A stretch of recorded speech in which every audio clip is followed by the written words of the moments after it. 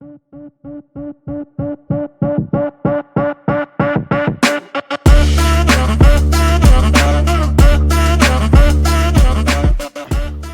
this is Preet Chawla from Brilliant Realty. Hi, my name is Salman. I'm also from Brilliant Realty.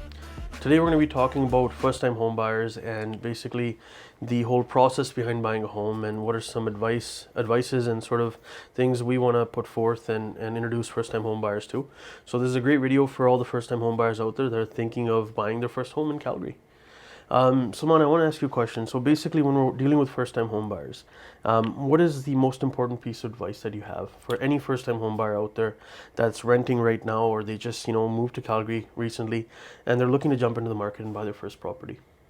The most important thing I think is the pre-approval for the first-time home buyer, because that's very important, right? You should know that what's your budget and what we are looking in the market. So I think that's a very important thing. Pre-approval. Absolutely. Yeah. So for pre-approval, what does the process look like? So who are they going to approach to get a pre-approval done? Well, you can talk to your bank. If you know a mortgage broker or mortgage agent, or if you do not have anyone or you don't know anyone, you can give me a call as well. I work with the team and I can connect you with a good mortgage agent as well. Perfect.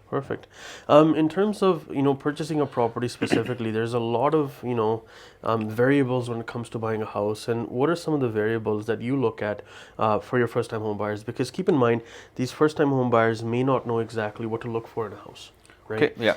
So what are some things that you keep in mind that you sort of refresh in their minds as well while you're going through and looking at the hundreds of properties that are up for sale?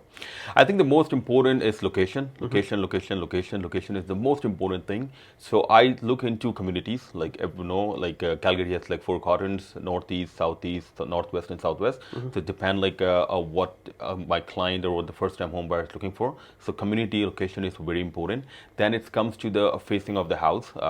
Some people prefer going to the east side or west side. So that's very important. I always discuss, because I don't want to find them something where they like the house, but the facing can be an issue. Absolutely, so that's very important. I've seen those properties where it's always snow covered and ice covered in the front. Correct, yeah. Right, because they're not east or west facing, they're north facing, and they never get sunlight in the front, yeah. right?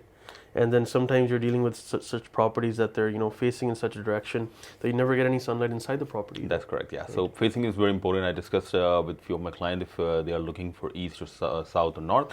Then I talk about schooling, because there's a lot of people whose kids goes to the schools. Parks very important.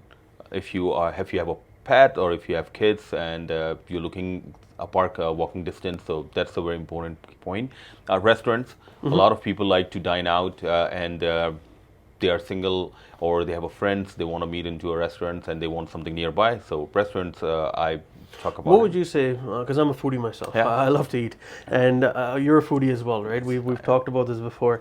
What would you say is the best quadrant or the best place in the city to live in if you're looking for the good restaurant scene? I believe it's southwest. Okay. Near downtown. They have like a lot of good restaurants over there. Absolutely. So if you have no kids or if you are single parents or a young youth, you should look something in southwest. You will see like a lot of good restaurants open till late.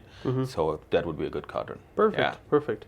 What are some other things you're keeping in mind when we're helping these first-time home buyers? And a lot of people ask me about the place of worship, so I just make sure that whatever the religious place nearby, walking distance or drive by, so I discuss that with them as well. And transportation is very important. Yeah, absolutely. Like, right? If you work from home and if you don't drive, you don't care. But if you work in downtown or if you work nearby, you want to know if you don't drive and you want to take a C train. Transportation is very important. If you don't drive, you taking a bus or C train, you should know that it's a walking distance to nearby home. Absolutely. So transportation is very important. Oh, it's changed a lot these days. We have those families now working from home. Correct. So that's a totally different ball game these days.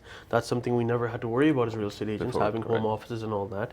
And the city's gotten bigger. Right? Correct, yeah. There's a lot of traffic out Yeah, there now. that's right. It used to be that the rush hour was 4:30, 5:30. It was over in half an hour and you could get going. But now it seems like it's, any time between 3 to 7 is rush hour. That's correct, yeah. So the transportation is very important. Absolutely. Also to discuss about the basement. A lot of people nowadays want to build a basement as a basement suite so they can rent it out. And again, when you're renting a basement, the transportation is the key. That's because right. a lot of people living in a basement, they don't drive, they want to take a bus or C train, so it goes by side. And if they want to just develop the basement for the kids or for the home office or for a home theater or anything like that, so I make sure that I know what they are looking in the market. Absolutely. And Yeah. One thing I want to touch on with basement development, that I want to make sure that people understand, especially first-time home buyers, is that they should never rely on the rental income from the basement to pay their mortgage. That's right. That's correct. A lot of first-time home buyers, they stretch their budget thin and far, and they're thinking, we're going to get, $1,500-$1,600 from the basement.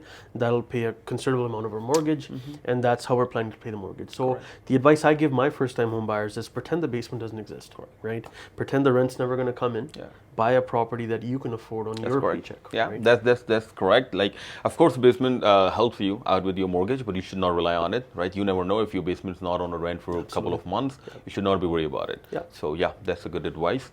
Yeah. What else, Salman, do you look at in a house, when it comes to dealing with these first-time home buyers and showing them all these different properties, it's hard to compare apples to apples sometimes, right? And you look at two properties, they're both very similarly priced, similar square footages, but above and beyond that, what are some things that you look at? Well, I also ask my clients if they want to go into the new build or if they want to go into a community which is already built and they have like a good school, park, everything.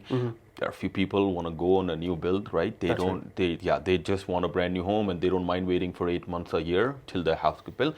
Few of my clients actually want to go into the already built community because they know the neighborhood, they know the schooling, parks, everything. So it all depends person to person, family to family, and I discuss with them. Not everybody goes with the new build, but not everybody goes with the community as well. No, one thing I've noticed for sure is with the older communities, you're getting the mature trees. You're getting the really beautiful sort of parks and playgrounds. And all the services are already there. Right? True. Yeah. So you have everything, and you know exactly the way it's going to look when you move in. There's no surprises. Right. With pre-construction and new builds, you never really know where the retail is going to come in and where the other houses are being built. So it's a little bit of a mystery sometimes. Yes, it is. Yeah. What else, Salman? Well, the one advice I give my clients that don't push your budget, as you told, right? That's a very important thing. A lot of people just want to buy whatever they approve for. So just keep it in mind that if you're approved for $1 million, it doesn't mean that you have to buy a property for $1 million or $600,000 or whatever. Just make sure that what will be your monthly mortgage will be. It's good to discuss with the mortgage agent so you know the numbers, and from there you should start looking for your home. Absolutely.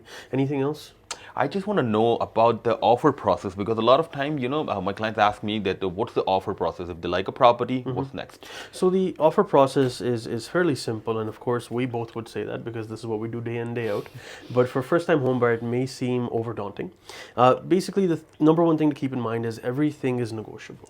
Everything is between the buyer and the seller, and everything is negotiable. And I'm speaking of price, I'm speaking of possession dates, conditional dates, anything that's in the house. I once had clients that liked an Italian leather sofa, and at 11 o'clock at night I was negotiating a leather sofa, right? So it depends on really what the buyer and sellers want, right? Obviously what the sellers want will be on the MLS, and you'll have that information for your buyers as well, that this is what they're looking for possession, this is the price they want, this is what they want for the conditions as well, right? So at the end of the day, it all starts from sort of the first agreement that we sign with the buyers, which is the buyer's representation agreement, which basically establishes a relationship between you and the client, right? We also signed the consumer relationships guide which explains our relationship with the client itself. And then from there on, we sign the offer. The offer is pretty much a 6-page agreement. It outlines the price we're willing to pay for the property, the possession date that we want, and what conditions we want, right? Now, as a brokerage as a whole, or even as real estate agents, we always recommend to clients that they get every condition that they can on that offer. That includes a financing condition, that includes a home inspection condition. If you're buying a condominium, that includes a condominium document review condition. These conditions are very important. They're a very important process of due diligence and making sure that you don't end up buying a home that no longer fits your needs, or buying a home that has issues with it, or getting into that spot where you don't have a mortgage now, right? Because you never put a condition on the offer, right? So we put our conditions in. We put in sort of what time the offer is open till, what time it expires, and you take it from there, right? You go ahead and you present it to the selling agent, and we negotiate out the best that we can for our clients. And from the time the offer is signed, it's considered a conditional sale now. After it's conditionally sold, we go ahead and give a deposit to the other party. Deposit, legally speaking, can be as low as $1, but no one's going to accept an offer with $1 for a deposit. So it's generally speaking anywhere from 5 to 15, 20, 25. It's whatever both parties are comfortable with, right? But general rule of thumb, what I've seen is 5% of the purchase price, because a lot of first-time home buyers will be putting 5% down anyways. So it just shows the sellers that you're serious about buying the property. You have somewhat of a cash reserve, right, to buy the property. Once the deposit goes in, you work on your conditions, you work on the home inspection, and I'm sure you have got good home inspectors that you work with that you can recommend to your clients. And you do the home inspection, you go ahead and do the financing bit, you deal with the mortgage broker for that. Once all the conditions are met and satisfied, we put in what's called a waiver of conditions. It removes all the conditions that were on the original offer to purchase, and it's now a firm sale. We pretty much, get a lawyer, wait for possession, and take possession and move on from there. Now, obviously, this is overly simplified. There's, different nuances to each step, and that's where you come in as an agent to help your clients navigate all those steps, because not everything goes picture perfect sometimes, right? That's right. Sometimes you're buying one of those older homes that's, in that mature neighborhood with those mature trees, and you realize that one of the mature trees has a root system that's, now interfering with the sewerage system, underground, right? And that shows up in the home inspection report. And how do you negotiate that? How do you navigate that, right? And that's where the expertise comes in. Correct. Yeah. Right. Any other final advice for first-time home buyers, Salman? When you're out there looking for a property, is there anything that you'd want to get across to all the people that are viewing the video right now? Well, I think it's a teamwork. So you need a good mortgage agent, you need a good property inspector, you need a good realtor. And if anyone have any kind of questions, we work with the good mortgage agents, we work with the good property inspector, lawyers. And if anything, you guys can give me a call, or Preet give you a call. Absolutely. Yeah. Thanks for watching. Thank you.